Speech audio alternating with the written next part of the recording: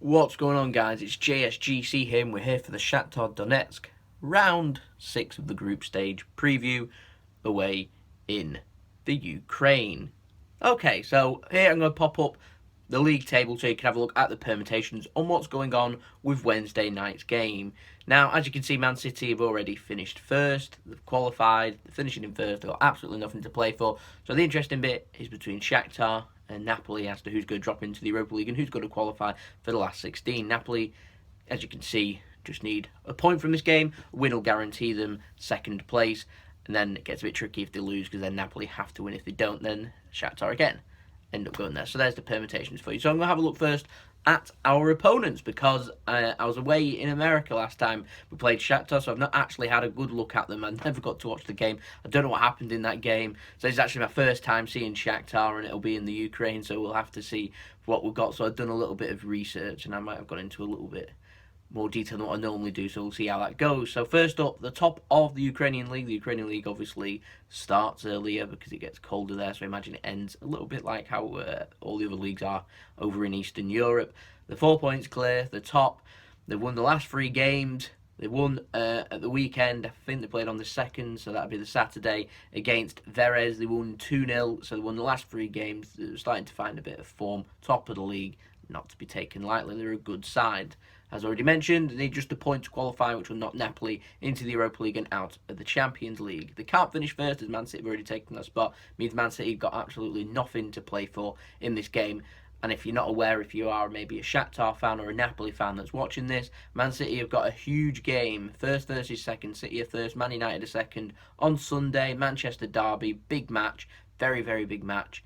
So I imagine that some players will be rested for this game, so it won't be the strongest Man City 11 that will be out there. But with the squad that Man City's taken over, Manchester City being quite a strong side, just not the strongest. I'll get to that in more detail in a bit. So, first up, although we're playing Shakhtar Donetsk, this match actually isn't played in Donetsk. It's going to be played in a city called Kharkiv. If you're aware of Ukraine, you might or you might not. You know, that's where a team called Metalist play. They're now called Metalist 1925. So hold that thought, I'll tell you why. But they play at the Metalist Oblast Sports Complex. That's the name of this ground, not the big orange bowl thing that everyone knows about from back in Euro 2012, I think it was.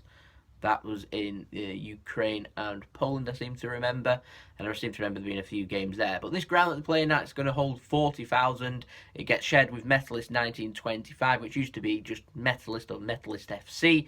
They were dissolved in 2016. I'm not sure why, so maybe if you know what's happened there, you can leave that in the comments, because I tried to find why, and it's a little bit confusing, far too confusing for me to explain when I don't fully understand it. So maybe someone in the comments does and will be able to explain it further there.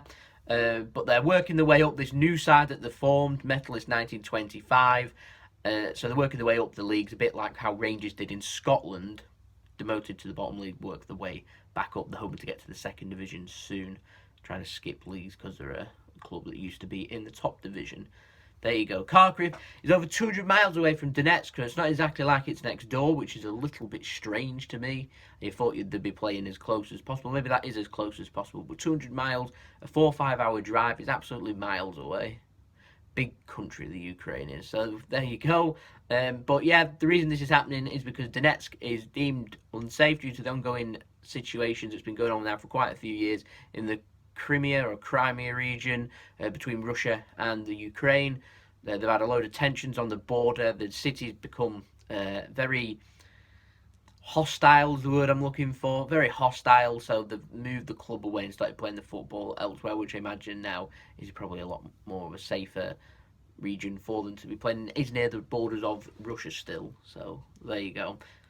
And because it's near Russia, naturally means it's cold. It means December now. It's going to be between -1 and 1. There's some snow forecast for Wednesday, so it could be a bit of snow on the pitch too.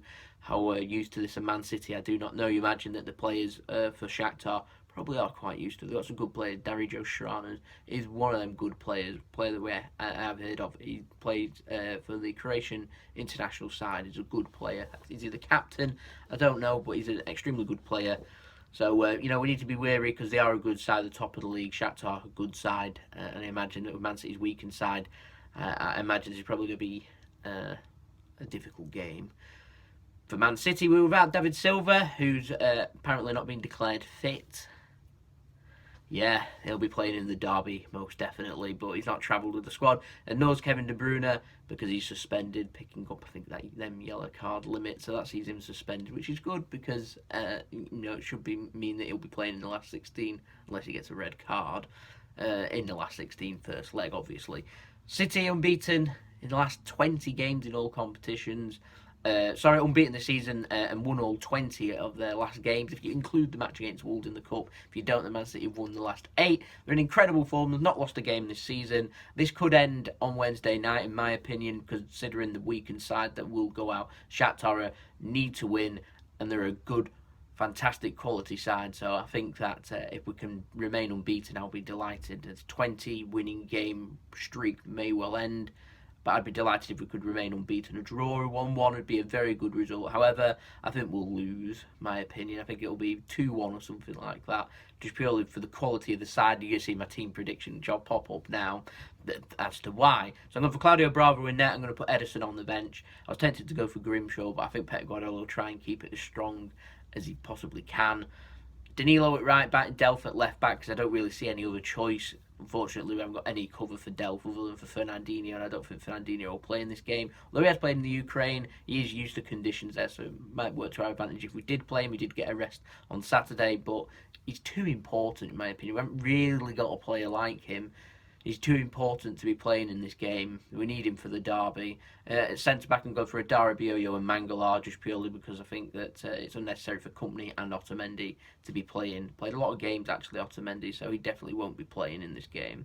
Gundogan, I've gone at defensive midfield, because he's the only really other option we've got to Fernandinho other than Delph, and Delph needed at left back. Yaya and Bernardo Silva in the centre. I put Bernardo Silva in the centre. I mean, it could be Diaz, it could be Foden as well that I could put there. I've gone for Bernardo Silva there because I'm yet to see him there, and I'd like to see how he'd perform. That's my personal preference. I don't think Pep will do that. I think maybe Diaz might slot in there or somewhere, and Bernardo Silva might move out wide. And I'm going for a couple of young lads, Foden and Diaz, to play, and Jesus up front, because Aguero again doesn't need to play. And I think we'll see Sane and Sterling also on the bench, maybe with Sergio Aguero too. So that's my team prediction. I'm going to go for 2-1 Shakhtar for my score prediction. I think the unbeaten run's going to come to an end, but if we win on Sunday, I couldn't care less about this game, if I'm completely honest with you. Sorry, Napoli, but, there's matches that are more important, and it's not really our problem as to who goes through. So, Shakhtar or Napoli, it doesn't matter to me. We've got a big game on Sunday. That's all that matters, really. So this is kind of a nothing game, like a friendly. So I'm not really looking forward to the game, but there you go. Good luck to Shakhtar, good luck to Napoli. I'll keep an eye out for them too, and I'll be reviewing that situation. Obviously, that's the only thing to keep an eye out for that one. Hopefully, fingers crossed, we can keep the unbeaten run going, and we'll have more to talk about. So I'll see you for then. So don't forget to subscribe if you haven't already. Lots more Man City and lots more football videos coming out soon. From JSGC, hope you have a wonderful day. Check out my social media in the description. And I'll see you later. Peace. Ciao for now.